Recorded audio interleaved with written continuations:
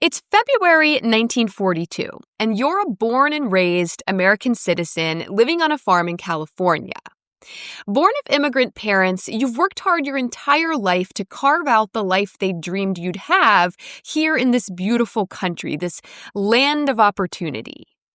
You're well aware that 2 months ago, the Empire of Japan attacked a U.S. naval base called Pearl Harbor on the island of Oahu, Hawaii. You've seen it in the news. You've felt the rumblings of fear growing. Your neighbors give you funny looks now, shrink away as you pass them on the street. It's strange because while you certainly look Japanese, you're just as American as they are. You've never even been to Japan. But your hair, your eyes, your skin, they betray you. On February 19th, an executive order is announced, Executive Order 9066. In it, President Franklin D. Roosevelt announces that all those deemed a threat will be removed from the western part of the country due to, quote, military necessity. It doesn't mention Japanese Americans specifically, though. You're certainly not a threat. You brush it aside and carry on with work on the farm. A little over a month later, more direct orders are given. The U.S. Army issues the Civilian Exclusion Order, and it's a lot more specific.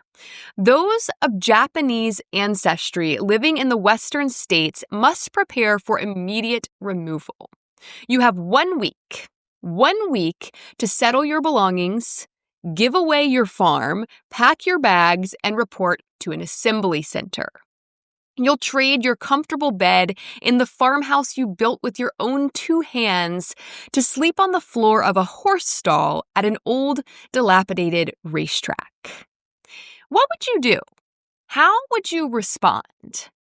This may sound like the plot of some fictional dystopian drama, but for 120,000 Japanese Americans in 1942, this was reality. And the perpetrator wasn't the Galactic Empire, Oceania, Gilead, Lord Voldemort, or even Nazi Germany. It was the United States government. Let's fix that.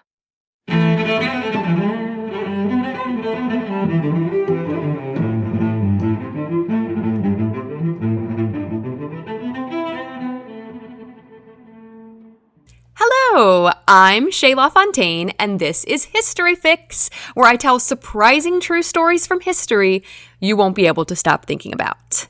Last week, I covered the December 7th, 1941 attack on Pearl Harbor, and really the events that led to it, what was happening with Japan that led them to attack the United States. I also talked a lot about the sort of domino effect that attack started. It prompted the U.S. to declare war on Japan and also to declare war on Germany. The Pearl Harbor attack is what got the U.S. involved in World War II. And the U.S. was a major force in helping to bring that war to an end. I even put out a mini-fix episode this past Wednesday over on Patreon about the backdoor to war theory, that the U.S. knew about the impending Pearl Harbor attack and let it happen in order to have a reason to join the war. Definitely check that out. The Patreon link's always in the description. But in a lot of ways, in last week's episode, I really glorified the United States in the wake of the Pearl Harbor attack, in their response to it and the aftermath of that. But there's a whole other side to it that's much less glorious. Because while the U.S. presented as a united front to the world, joining Allied forces, the UK and the Soviet Union, in the fight for justice and ultimate victory, the fight to take down these evil regimes, at home, they were actually acting much more like one of those evil regimes than many people realize. Yes, this week we are talking about the Japanese American internment camps that were used from 1942 until 1946 to forcibly remove and incarcerate innocent, mostly American citizens based solely on race. This exceedingly shameful act by the U.S. government is not talked about enough. Japanese Americans don't tend to be very squeaky wheels, but this history is more important right now than it has possibly ever been. According to densho.org, a nonprofit organization that seeks to preserve the history of Japanese American incarceration during World War II, and a major source for this episode, linked in the description, of course, quote, "The story of World War II incarceration and the decades of racial discrimination and government surveillance against Japanese Americans that preceded it has never been more relevant. As we grapple with contemporary controversies surrounding immigration, terrorism, and the infringement of civil liberties in the name of public safety, parallels between past and present abound. Understanding this story offers opportunities for difficult, thought-provoking conversation and raises important questions. How does a democracy weigh individual rights against national security? Who is considered a real American? Does this change during times of fear? What is our responsibility to citizens and immigrants denied their constitutional rights?" End quote. All questions that are extremely valid right now. So let's get into the story. To understand how 120,000 Japanese Americans were forced into what can only really be called concentration camps, 80,000, that's 2/3, 80,000 of them full-blown American citizens, we have to first trace the roots of Japanese immigration to the United States. This started in 1885 when Japanese laborers began immigrating to the Kingdom of Hawaii to work mostly on sugar plantations. Notice I said Kingdom of Hawaii, not the state of Hawaii, because Hawaii was its own sovereign nation in 1885 and arguably still is. That's episode 59. Anyway, Japanese laborers began flooding into Hawaii to work on plantations that had mostly been set up by Americans who would eventually conquer the island nation against its will. The Americans in charge of these plantations were cool with all the Japanese immigrants because they needed the cheap labor. Just really using and abusing people on all fronts here. The goal of these Japanese immigrants was not to work on sugar plantations their whole lives, though. That was hard, backbreaking work. Literally no one wants to work on a sugar plantation. That's not the end goal. Many of them worked on plantations just long enough to climb the ladder up to more agreeable forms of work. And for some, that meant moving to the western United States, where they worked on railroads, sawmills, farms, stuff like that. Now, over the next few decades, a few 100,000 Japanese immigrants moved to the western United States. At the same time, really, just to put it all in context, at the same time that European immigrants, Germans, Italians, Irish, were flooding in on the East Coast. Predictably, soon after Japanese immigrants arrived, they were subject to extreme discrimination. You know, if you're a German immigrant, that's one thing. You're white, right? You look like a white American. If you're coming from Japan, you look different, right? And for some reason, we have problems with people who look different. So pretty much immediately, they were subject to extreme discrimination. This became a full-blown movement known as the anti-Japanese movement that actually led to the U.S. banning immigration from Japan in 1908. And not only immigration, they banned travel from Japan as well. I do want to point out that while the U.S. government did highly restrict the number of immigrants entering the country from Europe starting in the 1920s, it never outright banned immigration or travel from places like Germany, Italy, Ireland, etc. You know, white person countries. I just find that interesting. Anyway, there was a bit of a loophole, though. Even after the banning of Japanese immigration, family members of Japanese immigrants already living in the U.S. were allowed in. They were allowed to come join their family. So this led to an interesting phenomenon over the next few decades. The Japanese immigrants who arrived when it was still allowed in the late 1800s, early 1900s, they were mostly men. Right? They came over as laborers. That's a pretty male-dominated profession. What we see after immigration is banned is the importing of what were called picture brides, tens of thousands of immigrant women who were essentially mail order brides for these Japanese American men already living in the United States. So they're called picture brides because a matchmaker in Japan would facilitate an exchange of photographs between a woman in Japan and a man in the United States. And if they agreed to it, they would be married at a ceremony in Japan in which the man, the groom, would obviously be absent.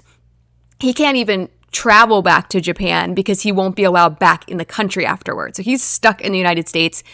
But according to Japanese marriage laws, that's okay. They can get married in Japan without the man actually being present. He didn't have to be there for the marriage to take place. But then the guy goes, hey, this lady is my wife, because she is legally, and she gets to immigrate to the US to join him. So immigration continued in this way from Japan, mostly of women, which led to a generation of Japanese American children being born in the United States. And there are names for these different groups. Japanese immigrants who were born in Japan, first generation immigrants, were called issei. And then if they were born in the United States of immigrant parents, second generation, they were called nisei. And then the children of the nisei, the third generation, were called sansei. So with all these picture brides entering the country, we see this second generation, this nisei, emerge. These are full-blown American citizens. If you are born in the United States, you are a U.S. citizen. Amendment 14, Section 1, Clause 1 of the U.S. Constitution. So, by the time Pearl Harbor goes down in 1941, most Japanese Americans are full-blown, born and bred American citizens. As tensions rose between the U.S. and Japan, we start to see unfounded fear and suspicion, specifically targeted at Japanese Americans. According to the National World War II Museum, quote, Japanese victories in Guam, Malaya, and the Philippines helped fuel anti-Japanese American hysteria, as did a January 1942 report claiming that Japanese Americans had given vital information to the Japanese government ahead of the Pearl Harbor attack. Many Pacific Coast citizens worried that local Japanese Americans might help the Japanese military launch attacks in their region. Walter Lippmann, a journalist whose columns were carried by newspapers across the United States, argued that the only reason Japanese Americans had not yet been caught plotting an act of sabotage was that they were waiting to strike when it would be most effective. Another influential columnist, Westbrook Pegler, put it more bluntly, quote within a quote, the Japanese in California should be under armed guard to the last man and woman right now, and to hell with habeas corpus until the danger is over, end quote. Just for being of Japanese descent. These people have done nothing wrong. Most of them have never even been to Japan, but cries for putting them under armed guard are going out regardless.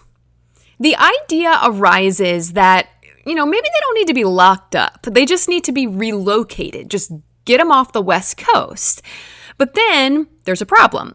Other states don't want them either. Montana Governor Sam C. Ford responded to the idea of Japanese Americans being relocated to his state, quote, our people cannot tell an American-born Japanese from an alien.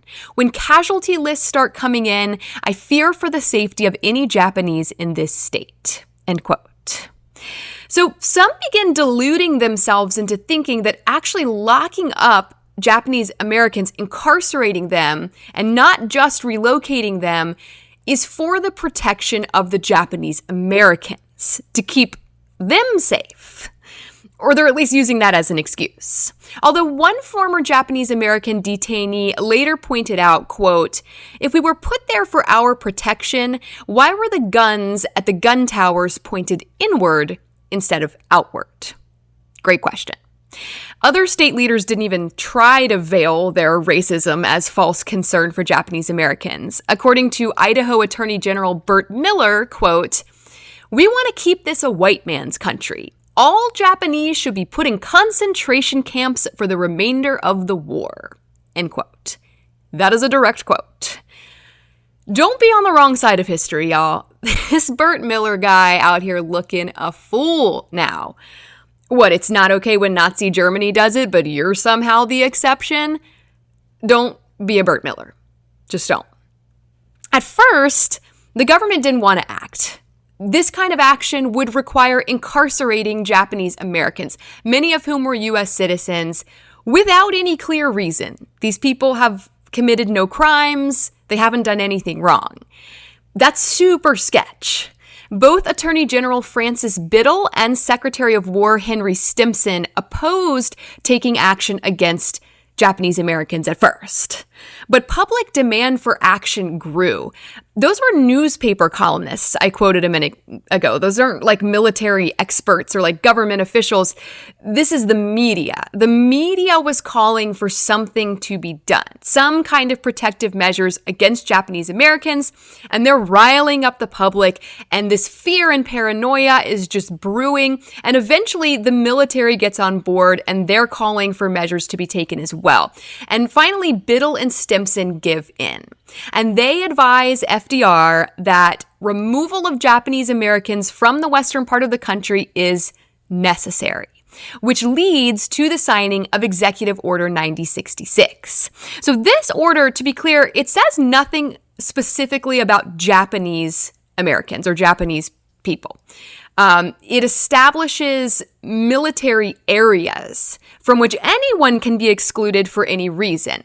The military can kick anyone out of these areas for any reason. But the reason is, though it's not actually stated, the unsaid reason is being of Japanese ancestry. That's the only reason they need. That's the any reason.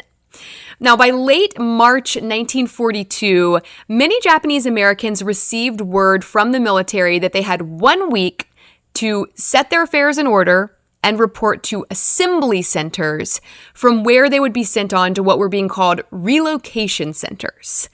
We tend to call them internment camps today, but relocation center, internment camp, they are essentially concentration camps. 1 week to set their affairs in order. Many of these people owned property. They had farms with ready-to-harvest produce at the time. They were forced to just walk away from it all with no expectation of ever getting any of their property back. Most of them did not get it back. The assembly centers were usually set up at old fairgrounds or racetracks, just these large open areas. And the conditions were horrific. One assembly center, which is a very nice sounding name for what it really was, but one assembly center was set up at Santa Anita Park, which was an old racetrack in Southern California. Entire families were forced to sleep in actual horse stalls with like dirt floors. Now, they weren't kept there long, at least at these assembly centers. After a few weeks or months of sleeping on a dirt floor in a horse stall, they were sent on to one of 10 internment camps, what they were calling relocation centers, that were set up by the War Relocation Authority, mostly in the West, although 2 of them were in Arkansas. So these internment camps, they really weren't much better than the assembly centers. Whole families were packed into army-style barracks where they had very little privacy or protection from heat or cold. According to the National World War II Museum, quote, "Despite these conditions, the incarcerated Japanese Americans did what they could to make the camps feel as much like home as possible. They established newspapers, markets, schools, and even police and fire departments. At the Rower War Relocation Center in southeastern Arkansas, Japanese American high school students had their own band, sports teams, clubs, and activities like senior prom and student council. Flipping through the pages of the school's yearbook, however, the makeshift barracks of wood and tar paper, the guard towers, and the barbed wire fences visible in the photos are an obvious reminder that the experiences of these students were anything but normal." End quote. Surprisingly, the vast majority of Japanese Americans who were forced into these camps were from the continental U.S. Only around 1,500 people were incarcerated from Hawaii. Now, that's strange for a few reasons. 1/3 of Hawaii's population at the time was of Japanese descent, around 150,000 people. But only 1,500-ish were incarcerated. Also, Hawaii was where the attack by Japan happened, right? The attack on Pearl Harbor. But for whatever reason, they aren't really worried about Japanese Americans in Hawaii. It's really just those that are on the West Coast, the continental United States, that they're worried about. After understandable unrest in the internment camps in the fall of 1942, and I honestly can't believe there weren't like full-on riots happening, but after a little bit of unrest, the War Relocation Authority that was in charge decided to do this weird little loyalty test thing. So basically, they went to each of the Japanese Americans that they had forcibly incarcerated, and they asked them 2 questions. Number 1, do you reject allegiance to the Japanese emperor? And number 2, are you willing to serve in the U.S. military? Which, the second question to me is just like such a slap in the face. Like, are you freaking kidding me? You have imprisoned me in a concentration camp for absolutely no reason, based solely on my race, and you're asking if I'll serve in your military? What, you want me to help you out now? It's bananas. But those are the 2 questions that they asked for this little loyalty test thing that they're doing, though. Now, most people answered yes, yes. Yes, I reject allegiance to the Japanese emperor. Yes, I'll serve in the U.S. military. About 8,500 people, mostly American-born second-generation men, answered no, no. Not because those answers were accurate, but just because they were genuinely infuriated and insulted that they had even been asked either of them under the circumstances. Understandable. All of those who answered no, no were then labeled as disloyal, separated from their families, and sent to separate internment camp that was set up specifically for troublemakers in Tule Lake, California. But honestly, this little loyalty test kind of backfired overall. So they had separated the loyal Japanese Americans from the disloyal ones. Is there really a need to keep the loyal ones locked up if they'd already been proven loyal? Why are we continuing to incarcerate loyal U.S. citizens? In 1943, Japanese Americans were once again allowed to join the military, hence question number 2, I suppose. And this is just, the level of insulting here is hard to take. They're like, give up everything you have, move into this horse stall, you have no rights, we don't care that you're a U.S. citizen, you still look Japanese. Oh, but actually we really need troops right now because of the whole World War II thing. You can actually leave this concentration camp. Tell you what, you can leave this concentration camp if you'll come help us fight this war. We'll allow it. And they do, guys. Quite a few of them do. Most joined from Hawaii, where they weren't actually being mass incarcerated, but quite a few also came directly from internment camps. They left their families incarcerated by the very country they went off to fight for. Most of them joined the segregated 442nd Regimental Combat Team, which fought in some of the most dangerous and important battles of the European front of World War II and became one of the most decorated units in the war. Some of them also joined intelligence units in the Pacific Theater as Japanese language specialists because they spoke Japanese. Pretty handy, eh? Didn't realize what kind of value you had in that horse stall. They translated and interrogated enemy forces in Japanese, which contributed immeasurably to Allied success in the war. I just have a really hard time with this part of the story. These guys are friggin' heroes. They are war heroes, and they're doing it. They're risking their lives to fight for a country that has literally trained guns on their children locked inside of barbed wire fences. That is not an exaggeration. That is how dystopian this whole thing actually was. Finally, eventually, government officials start to get weird feelings about what's been going on. Attorney General Biddle, remember him? He was the one who was like, no, it's a terrible idea. Okay, it's a good idea. Now he's all, okay, it's a terrible idea again. And these higher ups in the government, they start to urge the president to end the relocation program as soon as possible. They're like, get him out of there. This is bad, right? finally waking up to this. A lot of this probably had to do with the impressive military service and this like highly decorated group of Japanese American soldiers in the war. Also, several cases had reached the Supreme Court, which in a series of spectacular fails upheld the obviously strictly racially based incarceration of Japanese Americans as somehow constitutional. But pressure is obviously rising. Even after one of those failed Supreme Court cases, Justice Murphy said, quote, "I join in the opinion of the court, but I am of the view that detention and relocation centers of persons of Japanese ancestry, regardless of loyalty, is not only unauthorized by Congress or the executive, but is another example of the unconstitutional resort to racism inherent in the entire evacuation program. As stated more fully in my dissenting opinion in Fred Toyosaburo Kuramatsu v. United States, racial discrimination of this nature bears no reasonable relation to military necessity and is utterly foreign to the ideals and traditions of the American people." End quote. I love how he's like, I agree with the court's decision to incarcerate this innocent man, but also it's utterly foreign to the ideals and traditions of the American people. Just saying. But opinions are obviously changing. By December 1944, FDR declared the period of, quote, military necessity to be over, and Japanese Americans began to be allowed back to the Pacific Coast region. Now, this was, of course, a long and drawn-out process. That one internment camp that was like specifically for troublemakers and like disloyal people at Tule Lake, it didn't officially close until March of 1946. But, after spending literal years in a concentration camp, it's not very easy to just jump back into your old life. Many attempted to return to their old hometowns, but were met with a rude reception.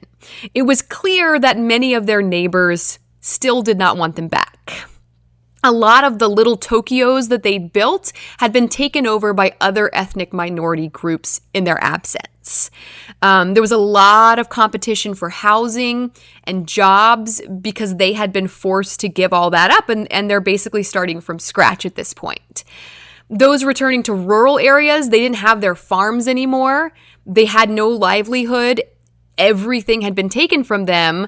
And many of them actually had to start over as farm laborers. So they went from landowners to farm laborers working for other landowners. It's estimated that camp residents lost a collective $400 million in property during the time that they were incarcerated by the U.S. government.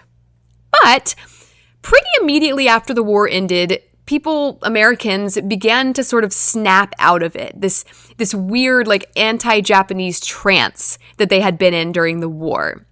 They realized pretty quickly just how wrong this whole thing had been. And a lot of that, like I said, had to do with the military heroism of Japanese American troops during the war.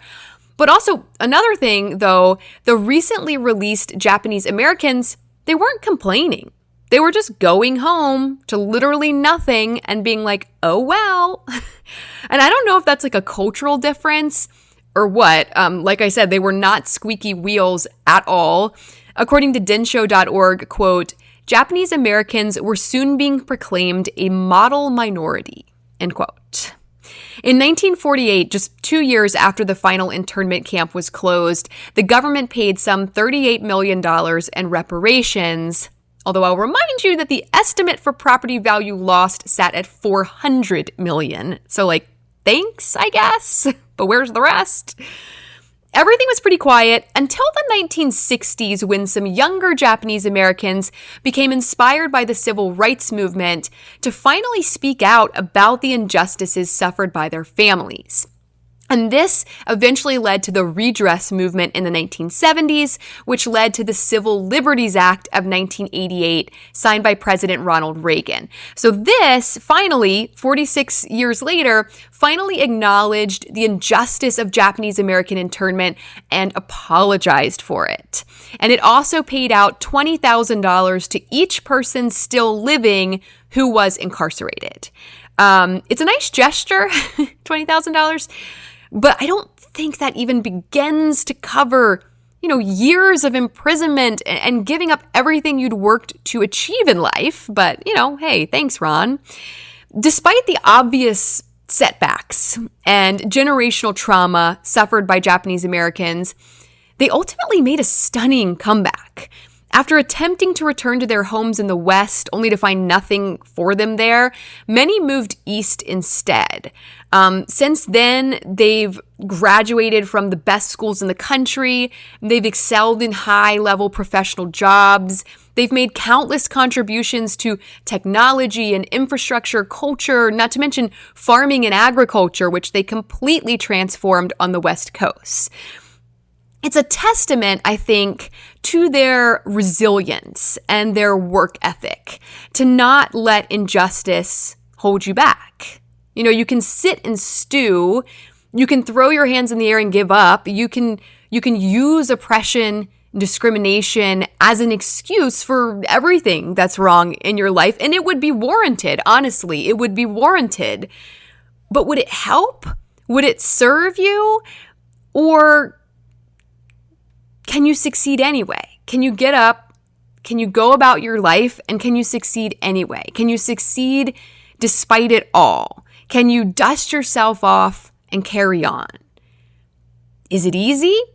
No. Is it possible? Yes. Post-World War II, Japanese Americans proved to us that it is possible, and we owe them something in return. We have to remember this story. We have to remember their plight, the injustices that they quietly suffered. We have to be the squeaky wheels.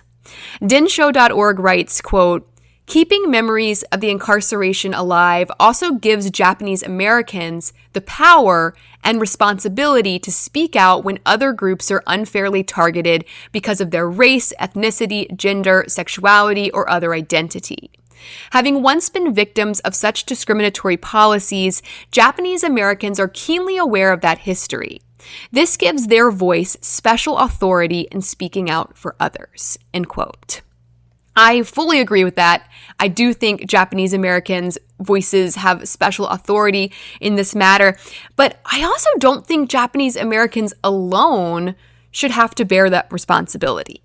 I think everyone who knows this history, who knows what a slippery slope this sort of forced relocation and incarceration based solely on race is, has a responsibility to speak up when they see it happening again.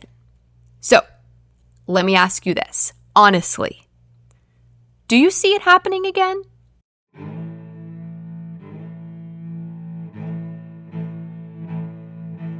Thank you all so very much for listening to History Fix. I hope you found this story interesting, and maybe you even learned something new. As always, source material for this episode can be found in the show notes. Be sure to follow my Instagram @HistoryFixPodcast to see some images that go along with this episode and to stay on top of new episodes as they drop. I'd also really appreciate it if you would rate and follow History Fix on whatever app you're using to listen, and help me spread the word by telling a few friends about it. That'll make it much easier to get your next fix.